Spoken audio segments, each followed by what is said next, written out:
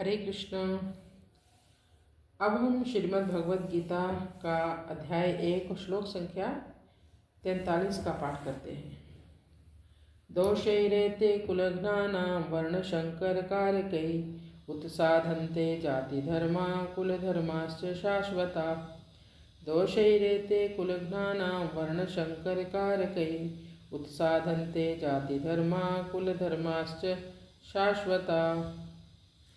दोषे रहते कुलघ्नानाम, युद्ध में कुल का क्षय होने से कुल के साथ चलते आए कुल धर्मों का भी नाश हो जाता है। कुल धर्मों के नाश से कुल में अधर्म की वृद्धि हो जाती है। अधर्म की वृद्धि से स्त्रियां दूषित हो जाती हैं। स्त्रियों के दूषित होने से वर्ण शंकर संतानें पैदा होती हैं। इस तरह इन वर्ण शंकर पैदा करने वाले दोषों से कुल का नाश करने वालों के जाति धर्म वर्ण धर्म नष्ट हो जाते हैं।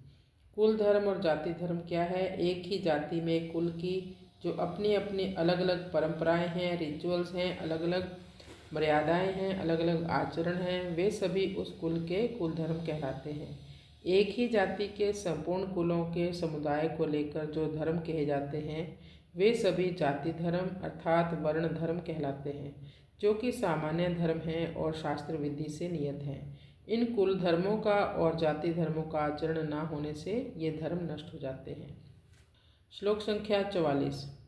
उत्सन कुल धर्माणां मनुष्याणां जनार्दन नरके अनियतं वासो भवतीत्यनुशुश्रुम। उत्सन कुल धर्माणां मनुष्याणां जनार्दन नरके अनियतं वासो भवतीत्यनुशुश्रुम। या आप इसको ऐसे भी बोल सकते हो, भक्ति इति अनुशुश्रुम।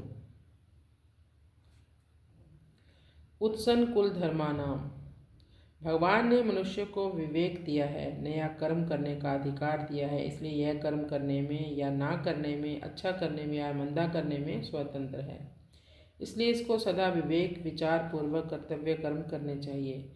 परंतु मनुष्य सुख भोग आदि के लोभ में आकर अपने विवेक का निरादर कर देते हैं और राग द्वेष के वशीभूत हो जाते हैं, जिससे उनके आचरण शास्त्र और कुल मर्यादा के विरुद्ध होने लगते हैं।